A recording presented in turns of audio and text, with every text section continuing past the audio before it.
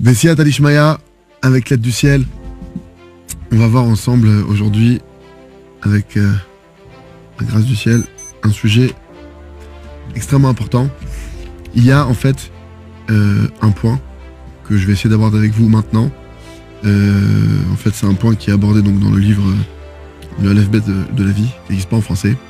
L'ABC de la vie, ça donnerait ça, du Rav Arush, les chefs de longue vie. Et là-bas, en fait, on va voir un point qui est hyper important. C'est la notion de connaître sa place. D'accord ? Donc, connaître sa place, on va voir dans le détail dans quelques instants. Qu'est-ce que ça inclut ? D'accord ? Il faut savoir que le Rav Arush, il donne une parabole comme ça pour bien nous exprimer le problème de celui qui ne connaît pas sa place.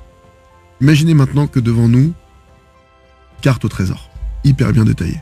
Vraiment quelque chose de très précis, que n'importe qui, n'importe quel enfant voit et sait où aller. D'accord ? Donc c'est super, c'est génial.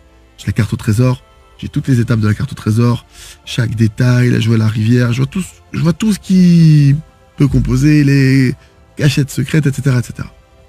Mais il me manque un détail. C'est que moi, sur cette carte, je ne sais pas où je me situe. Même si maintenant, j'ai la plus belle carte du monde, si moi je ne sais pas où je me situe, cette carte, elle me sera d'aucune utilité. Maintenant, ce point-là, on va le voir. On va le voir de plusieurs manières. Par exemple, il nous ramène ici en premier point le Rav. Ayeka. Quand Adam Arishon, il a fauté, Hachem, il a dit à Adam Arishon, il a dit, où es-tu ? D'accord ? Maintenant, où es-tu ? C'était pas pour lui dire où tu es, genre, que Hachem, Dieu préserve, il sait pas où il était, Adam Arishon. Il savait très bien où il était. C'était quoi Ayeka ? C'était Ani Yodea Kol Anistarot. Ayeka, c'est les initiales qui forment la phrase « Je connais tous les secrets ». Alors vous allez me dire, mais pourquoi est-ce que Dieu il a posé la question ? Parce qu'Hachem, il voulait que Adam Arishon, il se pose la question. Où es-tu maintenant ? Si tu sais pas dans quel univers tu évolues, si tu sais pas à quelle étape de ta vie tu es, si tu comprends pas les enjeux d'un événement, les enjeux d'une situation, si tu captes pas, il te manque ces éléments-là, alors tu loupes le cadeau du présent. Connaître sa place, c'est vivre avec son temps, vivre avec son présent. Maintenant, quelqu'un tu vas me dire, il vit avec des données de son passé. À l'époque, il faisait ci, à l'époque, il faisait ça. Peut-être qu'il arrive à le faire, et peut-être qu'aujourd'hui, il arrive plus à le faire. Peu importe. En tout cas, aujourd'hui, lui, il est resté sur ce système-là. Il va pas être dans le présent, cette personne-là. Cette personne, elle va louper.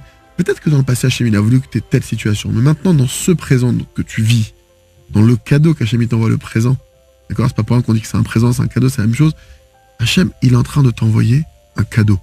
Et dans ce cadeau-là, pour l'attraper, il faut être à sa place. C'est quoi la place à laquelle je dois être? La place où Hachem, il me met. Hachem, des fois, il te monte. Des fois, il te descend. C'est pas qu'il te descend. Tu crois qu'il te... Non, Hachem, il te fait passer par un parcours que lui seul, il connaît pertinemment par rapport à mon besoin, mon évolution, ma réussite. D'accord? Maintenant, il dit ici, le Rav, en deuxième point, pour que vous compreniez, Amakir et Mekomos et Esot Kol Torah. Connaître sa place, c'est le fondement de toute la Torah. Stam, tu connais pas ta place. Tu sais même pas ce que tu dois étudier, ce que tu dois pas étudier, qu'est-ce qui te manque à étudier. Quand tu pries pas de la bonne manière. Ça marche pas du coup, tu comprends? C'est comme si maintenant, je vous donne un exemple concret, tu es dans l'ascenseur, d'accord? Toi, tu vas aller au premier, tu sais que tu es à l'étage du dessus, d'accord? Et toi, tu dis, bon, tant qu'à faire, je vais. Tu sais pas, t'appuies sur un bouton au pif, t'appuies le plus haut. Mais le 8e, tu vas monter peut-être au 8e, au 9e, au 10e, et tu t'es éloigné de ton but.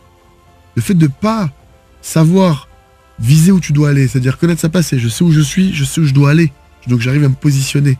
Je sais où je suis sur la carte, donc je sais par où je dois passer. Le fait de ne pas avoir ce point-là, d'accord, ça fait que la personne, automatiquement, tous les choix qu'elle va faire vont être erronés. D'accord? Il y a beaucoup de personnes, vraiment, je vous dis que le problème, le Rambam, il le dit de manière explicite, il dit que la majorité des souffrances qu'un homme il a dans sa vie, elles proviennent de lui-même.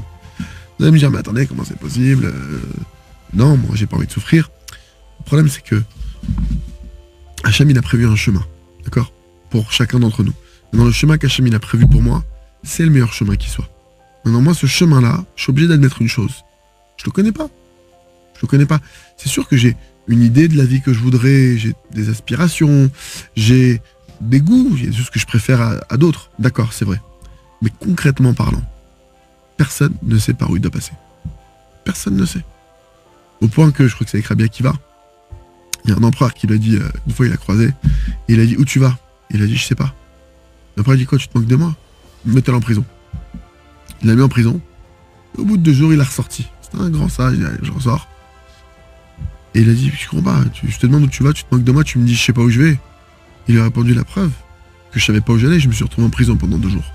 Personne ne sait où il doit aller, quand il doit y aller, comment il doit y aller. Ce que je sais, c'est que moi, je veux jouer le rôle qu'Hachem, il a décidé de me donner dans le scénario que lui, il a créé. Maintenant, quand j'ai cette donnée devant moi, parce que qu'est-ce qui se passe? Venons on prendre un cas concret. Parce que je pense à des gens, je vois des... Grâce à Dieu, on reçoit des questions, il y a des gens qu'on essaye d'aider, qu'on n'arrive pas à aider, parce que c'est un klal. Il dit Rabbi Nathan de Breslev dans la paracha de Mishpatim, qu'on a lu là récemment, il dit que on doit si tu vois le l'âne de ton ennemi qui croule sous la charge, tu dois l'aider. C'est un verset dans la Torah, tu dois l'aider, même si t'as pas envie, tu dois l'aider. Je vous résume le verset, d'accord? C'est plus ou moins écrit ça. Il dit Rabbi Nathan, maintenant, qu'est-ce que ça veut dire maintenant quand tu vois l'âne de ton ennemi? Il dit, c'est quoi ton ennemi? Il dit, c'est quelqu'un maintenant, il a fauté, il se trompe de chemin, il fait des erreurs, et le poids de ses fautes, elles sont en train de l'embourber, parce que chaque avéra que Dieu préserve quelqu'un, il fait, ça fait que la matière, elle devient plus présente dans sa vie, plus oppressante, plus dérangeante, d'accord? Et du coup, c'est ça qui l'entraîne à devoir travailler dur, à galérer dans la parnassa, dans la subsistance ou dans divers domaines. Parce que c'est faute qui l'entraîne à ça. Et il dit maintenant, Rabbi Nathan, quand tu vois maintenant quelqu'un qui a fauté comme ça, qui a fait des fautes, tu vois qu'il a fait des fautes. Et tu vois que c'est le poids de ses fautes qui sont en train de lui peser sur sa vie. Et que toi, tu pourrais te dire, mais moi, qu'est-ce que je peux faire? C'est des fautes, ça pèse trop lourd, je peux pas aider, moi. Il dit non, tu dois l'aider. Azov, t'as Azov, tu dois l'aider. Mais il précise une chose à la fin. Azov, t'as Azov, un mot. À la fin, c'est tu dois l'aider avec lui. Il dit Rabbi Nathan, de là on apprend que quoi? C'est que tu dois aider celui qui veut bien s'aider lui-même. C'est que je peux pas aider maintenant quelqu'un qui lui-même il veut pas s'aider. Si lui-même il a pas un éveil de lui-même, s'il a pas envie d'écouter un minimum. C'est maintenant quelqu'un me dit j'ai un problème, il m'en parle, mais je veux bien avec plaisir. S'il veut juste une oreille, c'est une chose. Mais si maintenant il me dit voilà, aide-moi, je veux bien t'aider, mais est-ce que tu es prêt à entendre aussi? Est-ce qu'on peut dialoguer? Est-ce qu'on peut... Et c'est pas facile parce que des fois on n'est pas prêt à ça. D'accord? Maintenant, mais même ça, c'est bien de connaître sa place. Des fois tu sais que t'as pas la tête à écouter. Tu vois que t'es saturé, tu vois que t'es obstrué, tu vois que t'es bouché. Des fois, tu le vois. Déjà, faut le voir. Parce qu'il y en a qui pensent qu'ils sont hyper ouverts d'esprit, qui sont hyper... non, pas du tout, je suis clairvoyant. Non, t'es bouché, là. T'es bouché, c'est pas grave. C'est pas le problème d'être bouché, le problème de pas voir, le problème d'être bloqué. C'est pas ça le vrai problème. Le vrai problème, c'est de pas connaître sa place. C'est de croire que je suis en pleine ascension alors que je suis en chute. C'est de croire que je suis dans le droit chemin alors que je suis en train de me prendre un mur. C'est ça le vrai problème. Et je connais des gens... D'accord? Tout le monde a des exemples comme ça. Il y a des fois où la personne te dit voilà, j'ai des problèmes de parnassa, etc. Je dis ok, d'accord, mais il s'est présenté des choses à toi? Oui, j'ai prié, j'ai pas eu de réponse. Attends 2 secondes, est-ce qu'il s'est présenté des choses à toi? Oui, il y a mon cousin qui a voulu me donner un coup de main, mais j'ai pas envie d'avoir le mode, moi, je veux travailler. Attends 2 secondes. T'as demandé de l'aide à Hachem. D'accord? C'est sûr qu'il ne s'agit pas de compter sur les uns ou sur les autres. C'est sûr que, ou peut-être tu vas prier, puis il y a un petit métier qui va se présenter à toi.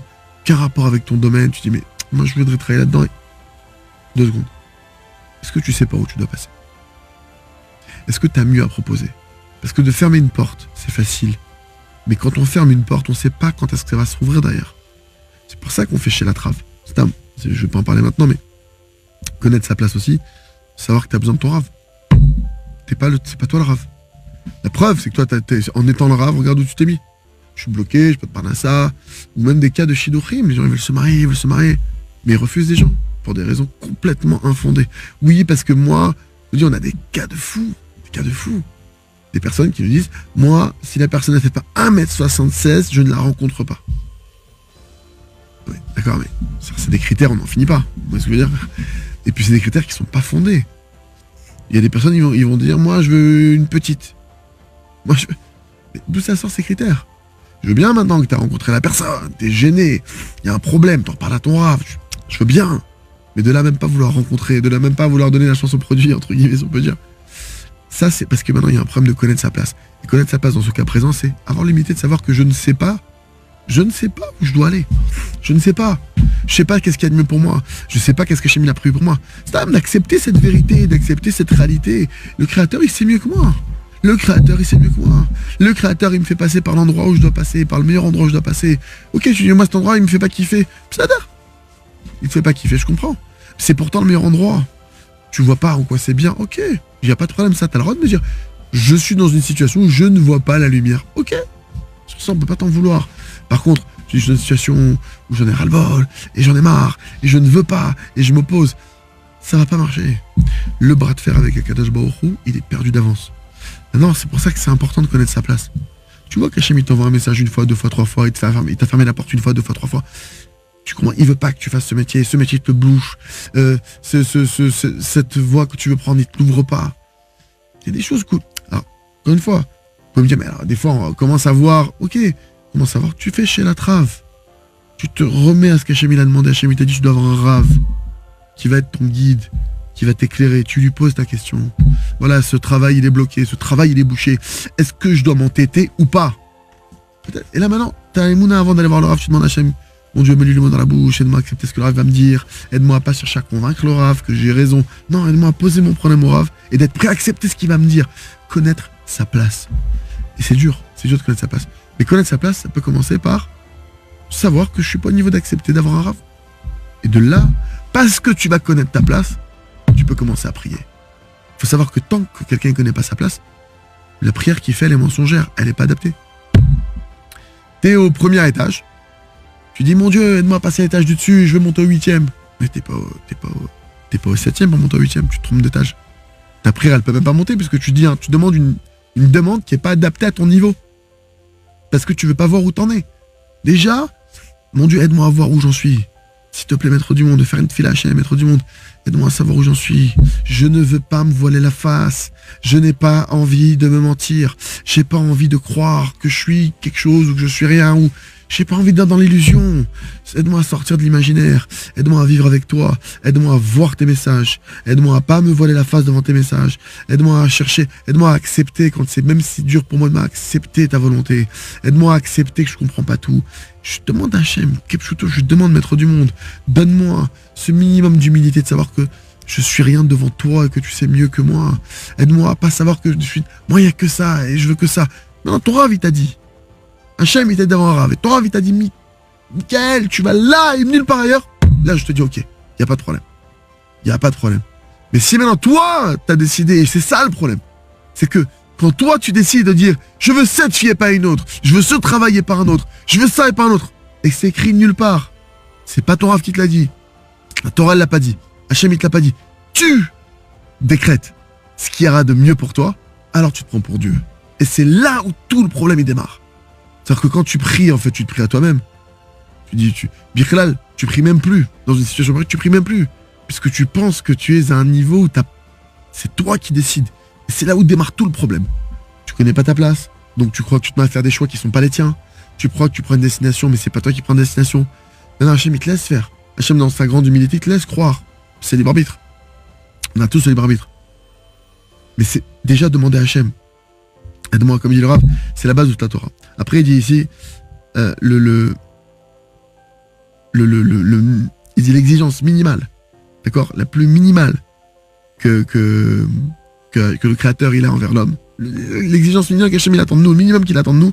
Shakir que toi, Métit, que tu connaisses ton véritable niveau. Ne te prends pas pour Baba Salé alors que tu sais que t'es plus du côté de Baba Cool.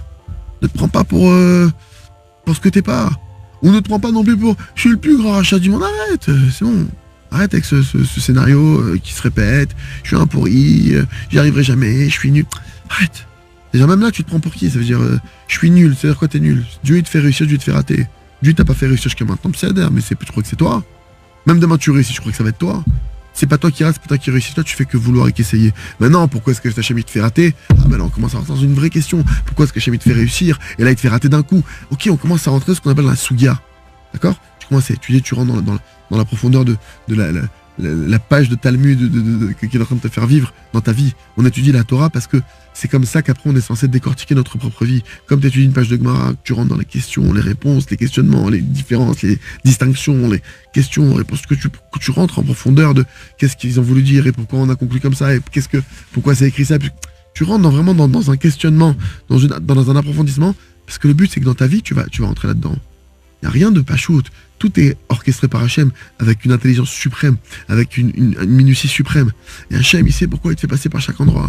Toi, tu dis, mais je fais que chuter, et c'est dur pour moi, et j'y arrive pas, et c'est quelque chose de super difficile. Voilà, c'est une taout. Hachem, il est en train de te forger. Hachem, il est en train de te rendre maintenant un combattant. Toi, tu te rends pas compte que maintenant, tu t'es relevé 2000 fois. Tu te rends pas compte qu'à chaque fois que tu te relèves, tu te muscles, et que maintenant, tu vas être capable, tu le réalises même pas parce que tu ouvres pas tes yeux, mais tu es en train de faire face à des problèmes beaucoup plus importants. Sans te rendre compte, tu arrives à porter des poids spirituellement, des choses, des responsabilités beaucoup plus grosses que la majorité des gens, parce que tu es passé par là-bas.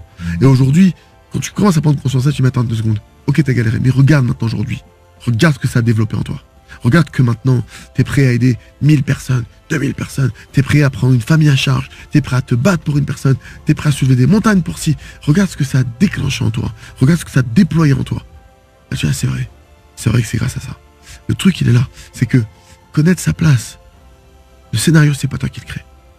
Moi, je suis qu'un acteur du scénario dans lequel Hachem m'a mis. Et dans ce scénario, des fois, je suis le bon, des fois, je suis le méchant. Mais encore une fois, moi, c'est sûr que je vais toujours choisir le bon côté de mon mieux. Mais des fois, je me retrouve en bas. Le profil, l'acteur victime, l'acteur qui, ça se passe mal pour lui. Le profil, ouais, ok, dans le scénario. Et des fois, t'as le vent dans le dos.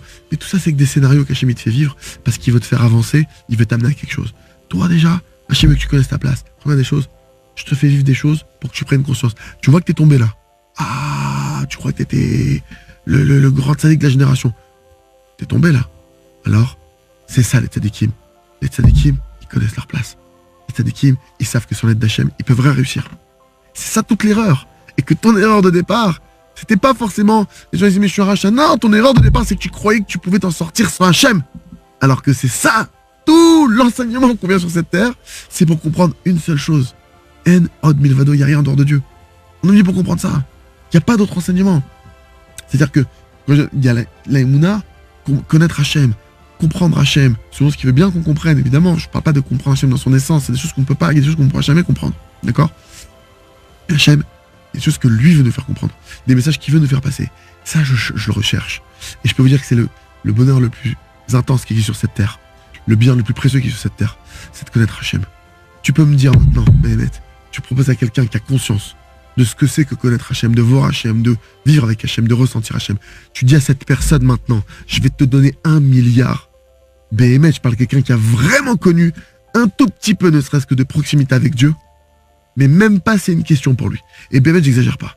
Même pas c'est une question, tu dis voilà, je te retire cet instant que tu as eu avec le créateur de telle intensité, je te donne 1 milliard tout de suite sur la table. Béhémet, quelqu'un qui a connu ne serait-ce qu'un instant avec Hachem, pour lui, la question ne se posera même pas. Parce qu'il n'y a pas plus grande chose que ça, que d'être en connexion avec l'infini. Tu commences à dire que tu peux me proposer 1000 milliards. Qu'est-ce que c'est que 1000 milliards comparé à l'infini? Comparé au kiff infini d'être avec Hachem un instant. Alors effectivement, celui qui ne connaît pas, c'est comme le conte de Rabbi Nachman. Il y avait des voyageurs, ils étaient en train d'amener une cargaison de vin hongrois. Et ils étaient en plein voyage comme ça, et au bout d'un moment, les gens qui étaient dans la cargaison, ils ont demandé au propriétaire, ils ont dit, bon voilà, la route elle est longue et tout, laisse-nous boire un peu de vin, ça va nous... Il a dit, allez, ok, il leur a servi un peu de vin hongrois, un vin exceptionnel. Et un jour, c'est un des personnages qui était du convoi, il arrivait dans une taverne, et là-bas, ils ont dit, ah, venez, on a du vin hongrois qui vient d'arriver, c'est du vin genre très... le top des vins. Et il le goûte, c'est lui, le goûte, il dit, c'est pas du vin hongrois. Il dit, mais de quoi tu parles? C'est du vin hongrois, tu connais rien. Il dit, écoutez, je sais juste une chose. J'en ai goûté du vin hongrois, je peux vous dire que ça, c'est pas du vin hongrois. Tu crois que c'est du vin hongrois, mais je peux te dire que le vin hongrois, c'est un niveau. Quelqu'un qui a goûté à la proximité avec Hachem, tout le reste, tu peux pas l'arnaquer. Tu peux pas l'arnaquer. Et au passage, c'est une des promesses que Rabbi Nachman a fait à ses élèves. Maintenant, regardez. 4e point qui ramène Rav ici, dit un homme, il doit avoir la foi que ce qui s'est passé jusqu'à aujourd'hui avec lui, c'était obligé que ça arrive et que c'est pour son bien. C'est obligatoire.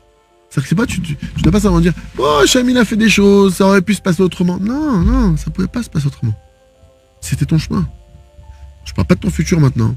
Je parle pas des futures actions que tu peux mettre en place, de la tchouva que tu peux faire, du repentir que tu peux faire, des tfilotes que tu peux faire, des actions que tu peux faire, toutes les choses que tu peux être amené à faire. Je parle pas de tout ça. Je parle maintenant concrètement parlant. Ce qui est passé, tu devais passer par là. Sans rentrer maintenant dans, oui, mais si j'avais... Tu devais passer par là, c'était pour ton bien. Quel bien il y a? Je sais pas. C'est sûr qu'il y a du bien, oui. Quel est le bien? Bezrat Hachem, qu'Hachem te le montre. quand tu auras le niveau de voir, ça aussi c'est un cadeau énorme quand Hachem il nous montre, quand tu passes par une difficulté, que tu vois la lumière qu'il y a eu dans ça, tu vois le diamant qui t'a envoyé, tu vois le présent mamash. Et il faut que tu saches que tu es exactement aujourd'hui. Donc tout ce que tu as vécu, connaître sa place et de savoir que tout ce que tu as vécu jusqu'à maintenant, tu devais le vivre et que c'est pour ton bien. Deuxième chose, sache que maintenant, tout de suite, tu te trouves dans l'endroit le meilleur au monde qui soit pour toi maintenant. Que tu le comprennes ou pas. Parce que, à force de vouloir fuir ma situation, fuir ma position, me chercher des excuses, me trouver tout le temps inadapté à la situation. Il y a des gens comme ça. Moi, j'avais ce sentiment plus jeune. Ouais, je suis pas adapté. La société, elle a plein de problèmes. Toujours un truc à redire. En fait, au final, c'est toujours une bonne excuse de pas donner le maximum de soi. C'est une super excuse. Tu veux pas donner le maximum de toi? C'est génial, tu dis que t'es pas adapté, tu dis que t'as pas les forces, tu dis que t'as pas les nerfs, tu dis que t'es pas au niveau. Et c'est super, t'as trouvé une super pancarte. J'ai trouvé une super pancarte en disant ça.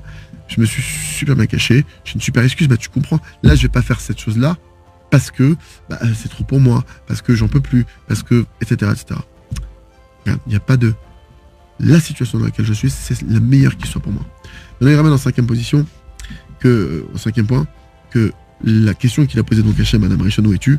D'accord? C'est vraiment une question qui est vraiment au cœur de la création. D'accord? Et c'est cette voix, c'est une voix céleste maintenant qui touche chacun d'entre nous dans les profondeurs de son âme. D'accord? Et à chaque instant, c'est que Hachem, il nous demande à nous. T'as pas étudié, on n'étudie pas la Torah comme une histoire. Quand Hachem, il a demandé à Adam Rishon où tu es, c'est qu'Hachem, en fait, il est en train de nous le demander à chacun d'entre nous où tu es, à savoir, où en es-tu? Quel est ton niveau? Est-ce que tu sais émettre où tu te situes? Et il ramène ici aussi que après chaque faute, le Créateur, ce qui s'est passé avec Adam Rishon, il a fauté, Hachem l'a tué. Après chaque faute, Hachem, il demande à l'homme, Ayeka, où es-tu? Pourquoi tu te mets en colère?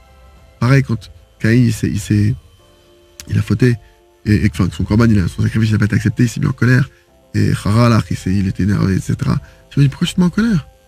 Pourquoi t'as le visage qui tombe comme ça? Pourquoi t'as cette tête de Tisha B'Av? T'as assez à la Hadasha?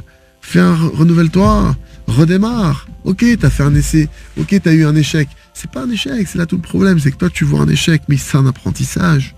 Qu'est-ce que tu croyais? Que t'allais marcher du premier coup, que t'allais courir du premier coup? Les animaux, ils en sont qui matent pas comme ça, qui matent, je sais pas, ces animaux je sais que c'est un moment. Peut-être ils marchent d'un coup, mais même les animaux, c'est pas. Il y a un temps. Et parce que c'est différent, mais aujourd'hui dans la médecine, un être humain, pour marcher, il va tomber des milliers de fois. Un bébé, je sais pas combien de fois ça tombe, peut-être 1000 fois, 2000 fois. Il doit avoir des statistiques, il doit avoir une moyenne, mais c'est des milliers de fois, je vous le dis. Et c'est pas le tout. Chaque chose que tu essayes de faire avant d'arriver au cadrage, au ciblage, combien, entre guillemets, d'apprentissage tu fais? Parce que c'est ça l'erreur, il y a un problème de langage. Quand on utilise le mot échec, d'accord? Le mot échec, il est mal utilisé. Déjà, échec, c'est pas échec et maths. C'est d'avoir Rishon. Tu peux avoir un échec, ce que toi t'appelles un échec. Non, tu peux recadrer, redresser. Et puis surtout, le mot il est pas adapté, c'est un apprentissage. Quand maintenant, je vais pour ouvrir une porte, imaginez une nouvelle porte avec un nouveau système, et que j'essaie d'ouvrir la porte, selon ce que je connais que ça ne s'ouvre pas, c'est pas un échec. Je viens d'apprendre que de cette manière ça s'ouvrait pas. Maintenant je passe à l'étape d'après. J'essaie de toucher en haut, je bouge un peu. J'ai toujours, entre guillemets, t'as encore raté? Non, j'ai pas raté. Là-bas j'ai touché, ça s'ouvre pas, par contre j'ai vu que c'était un peu plus moelleux. Et à côté j'ai vu qu'il y avait un bouton. C'est-à-dire qu'au contraire, je suis en train d'explorer. Et le fait d'être toujours dans cette vision de la peur de l'échec. Quelqu'un qui a aujourd'hui, clairement, je vous dis entre vous et moi, quelqu'un qui a peur de l'échec, c'est un grand problème. C'est quelqu'un qui s'empêche de vivre. Parce que tu es obligé d'explorer pour apprendre.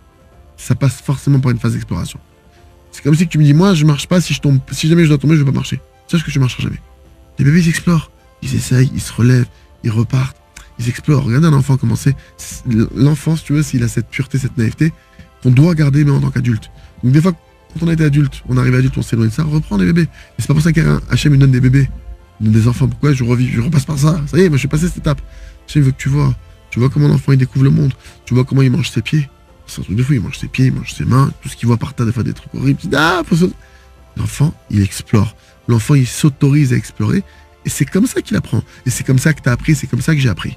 C'est-à-dire qu'on a exploré des choses. J'ai vu ça fait mal, ça fait du bien, ça j'aime pas, ça c'est dur, ça c'est facile. J'ai testé, j'ai vu que ça, tu vois, c'est pas facile, mais j'ai vu que si j'ai fait 2 fois, j'arrive à mieux le faire. 3 fois, encore mieux. 4 fois, jusqu'à ce que je sois expert. je me suis autorisé à explorer. Je me suis autorisé à apprendre. Je savais que, en étant petit, j'avais pas cet orgueil de dire, si j'arrive pas du premier coup, je fais pas. Non, Massoud, j'étais simple, j'essayais. Il faut qu'on reprenne cette chose-là. Il faut qu'on se remette dans cet état d'esprit simple. Connaître sa place. Je suis pas parfait. Je peux pas.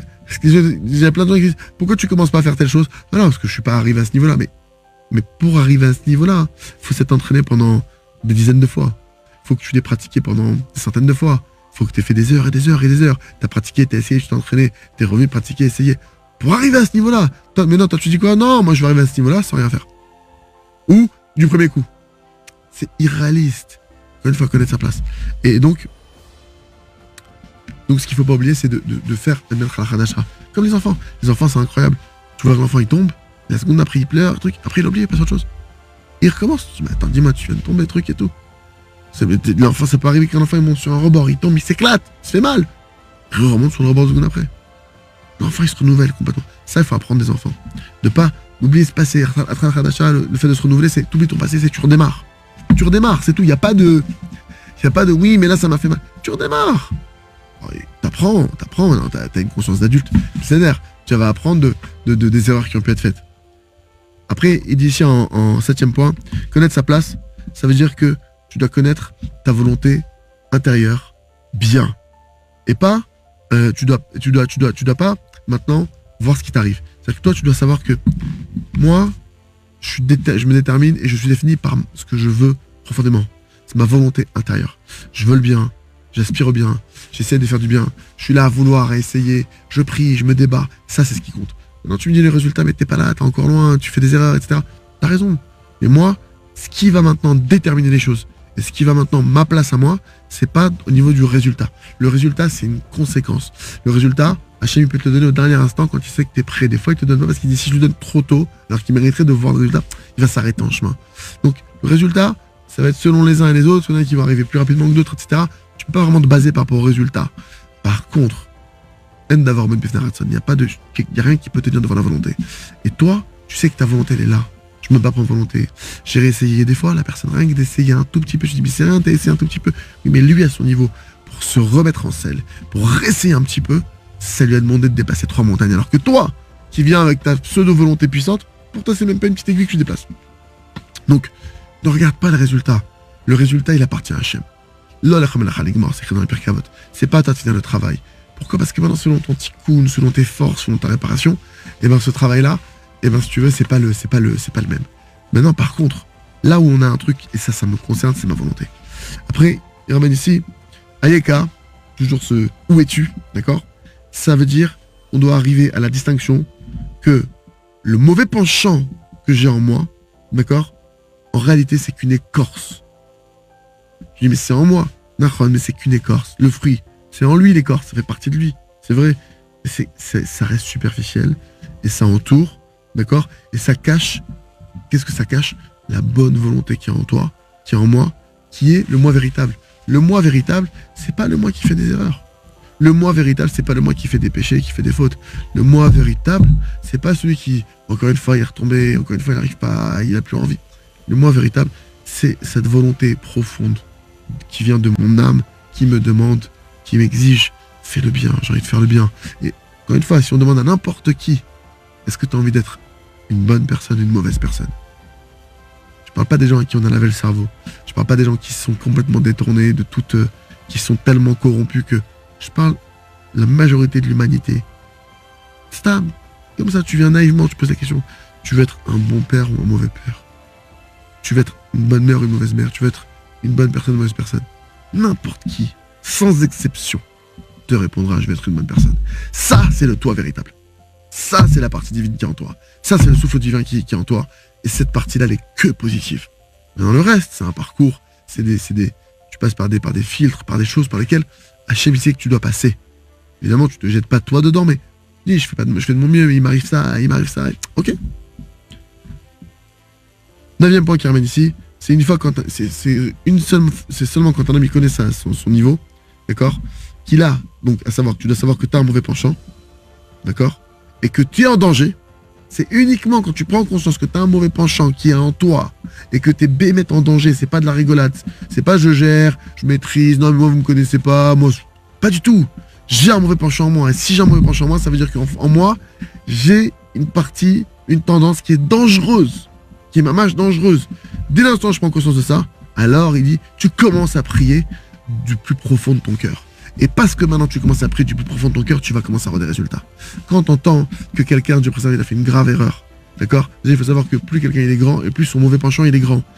Le problème, c'est que tu me dis, mais cette personne-là, comment elle a pu faire ça alors qu'elle faisait ça? Il n'y a pas à réfléchir à ça.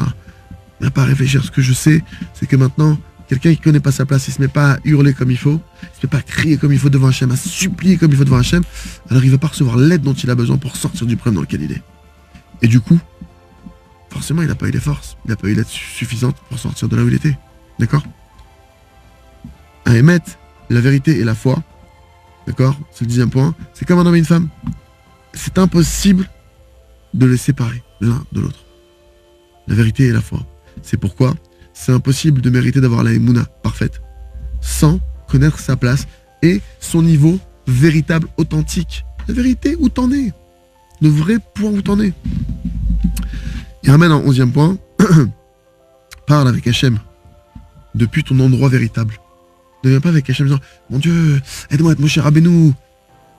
Tu sais que t'en es pas à demander ça maintenant, il y a des étapes qui te font demander, mon Dieu, fais-moi arrêter de voler, m'arrêter de mentir, des trucs qui sont déjà, tu sais que t'as ce travers, mon Dieu, arrête-moi le vice du jeu. Voilà, le type il va au poker tous les soirs, du préserve, il brûle son salaire, il met sa famille en danger. Chacun avec sa difficulté. Viens avec ta vérité du moment. Viens avec ton niveau véritable. T'as des mauvaises pensées, mon Dieu, voilà, j'ai cette pensée qui vient en moi, j'ai ça dans ma tête. Je te demande pardon, mon Dieu, aide-moi à penser à autre chose. Nettoie mon cerveau, nettoie mon cœur. Tu viens avec ta vérité, avec ton niveau du moment. Tu viens pas avec des chichis, tu viens pas avec des simagrées, tu viens pas avec maintenant en faisant croire qu'il est où tu viens. Tu viens faire jouer un coup de théâtre à Hachem. Ça marche pas comme ça. Tu dois venir avec ce niveau véritable. Et Altit Bayesh, c'est sa perlo. Et ça, il faut savoir, il dit le Rav Arouche, Biomori, n'aie pas honte de raconter sur toutes tes pensées à Hachem. Tes pensées, raconte-les à Hachem. Bidiouk. Ou mais mets-la d'accord, de toute façon, il connaît déjà tout Hachem. Mais raconte-lui toi, raconte-lui. Rashuv, Shata, Tishma. C'est important que tu entendes où tu te trouves, parce qu'ainsi tu vas pouvoir prier du plus profond de ton cœur. Quand tu vas toi-même entendre ta propre bouche, dans quel bas-fond tu t'es mis, dans quelle puanteur tu t'es rentré, tu vas commencer à crier sérieusement. Quelqu'un qui prend conscience qu'il est dans les égouts, pas dire « Excusez-moi, il y a un passant là !» Il commence à hurler, il demande de l'aide. Quelqu'un qui sent que sa vie est à l'enjeu, il demande de l'aide. Maintenant, tout le monde entier, 12e point qui ramène ici, tout le monde entier, c'est ton miroir. Ça, c'est un point très important. Quelqu'un va me dire, attendez, c'est pas facile de connaître sa place. Il y a des indices. Tout le monde entier, c'est un miroir. Il dit le Baal Shem Tov. Vous êtes sale. Et tout ce que tu vois ou que tu entends, c'est ton miroir. C'est ton miroir à toi. Et ça se trouve en toi. Ça se trouve aussi chez toi. Ce que tu vois devant toi, à l'extérieur, c'est aussi chez toi. C'est un effet miroir. Si on te le montre, c'est que c'est en toi. Et si c'est pas, tu vas me dire, mais non, mais j'ai jamais fait un truc pareil. Et si c'est pas concrètement en toi, c'est que c'est là en potentiel. Et qu'on vient te mettre en garde de ce qui pourrait t'arriver, de là où tu pourrais tomber. T'entends parler, par exemple, t'as fait un type, t'as jamais volé, t'entends parler de vol, d'arnaque, de trucs. Allô? Fais attention. Tu pourrais glisser. Peut-être que tu l'as encore jamais fait. Mais dans un moment de difficulté, tu pourrais arriver à un truc. Donc, 13e point qui ramène, si maintenant il te manque si tu manques de conscience de ton niveau véritable précis, d'accord? Amigdal, Shata, Bonnet ou Binyan, Klafim. Sache que la tour que tu es en train de construire, si tu connais pas véritablement ta place, le château, l'empire que tu veux, entre guillemets, construire dans ta vie, c'est un château de cartes qui va s'effondrer. Parce qu'encore une fois, tout n'a pas été construit selon les règles, fondation, bon endroit, le premier étage. Ça n'a pas été respecté parce que il y a eu une incompréhension. Tu m'as fait des fondations au 6e étage. Donc il n'y a pas de fondation, donc ça ne va pas tenir, et vice-versa. Pour conclure, il nous dit ici, il y a un écart, un très grand écart, entre ce qu'on voudrait et ce qu'on arrive à faire, d'accord? Et l'homme, il s'abat à cause de ça. N'importe qui s'abat, il dit, voilà, mais je voudrais ça, j'ai encore voulu ça, j'ai encore raté, j'ai foiré. Ça s'est pas passé, voilà, moi je voudrais pourtant faire mieux, mais je vois que je suis tellement loin, Béhémeth. Et en vérité, il faut savoir que l'essentiel, c'est de vouloir. C'est très important. C'est encore plus important il dit, moi, chez Rachou, vieux terre, Zéphot Orteliot. Et ce qui est de plus important, c'est où est-ce que toi tu voudrais être. Ok, peut-être qu'aujourd'hui t'es pas encore à ce niveau-là. Peut-être que. Mais où est-ce que tu voudrais être, Béhémet? Où est-ce que t'aimerais être, toi, si je te demandais? Une fois, t'as ça, bafol. Et ce qui compte, c'est pas où tu te situes aujourd'hui. Regarde qu'aujourd'hui, s'il y a une évolution, tu vas monter maintenant. Où est-ce que tu voudrais être? Moi, je veux être avec mon cher Rabbeinu. Obsédère, alors, garde le cap et fais le travail en rapport avec ce qu'il y a à faire. C'est la difficulté. C'est que d'un côté, je dois viser les étoiles, je dois viser le plus haut, mais je dois faire le travail en fonction du niveau où je me situe. Ce niveau qui peut être bas, mais c'est pas grave. C'est pas antinomique. Ok, je veux montrer à 3000 mètres d'altitude, et je suis aujourd'hui à 0. C'est pas grave. Fais un mètre déjà. Encore un, tu vas te rapprocher. Donc Hachem, il nous aide à connaître notre place et Béhémet à vraiment être authentique avec Hachem. Et si Dieu veut qu'on puisse avoir le fondement de la Torah, qu'on puisse avoir vraiment les clés, la base pour réussir à vraiment se rapprocher d'Hachem. Et je vous assure qu'il y a beaucoup de gens qui n'ont pas réussi à se rapprocher d'Hachem aujourd'hui. Jusqu'à aujourd'hui, ils n'arrivent pas. Ils ont des difficultés. J'ai prié Hachem, j'ai fait des doutes. Il manquait ce point. De vraiment partir de là où je suis, de ne pas avoir honte, de dire les choses comme elles sont. Voilà ce que je suis Hachem. Voilà comment je pense. Ma volonté, j'ai compris que c'était moi. Mais maintenant, dans les actions, voilà où je me situe. Dans les pensées, voilà où je me situe. Sors-moi de là, aide-moi. Zrat Hachem. Chazak, Velit Chazek.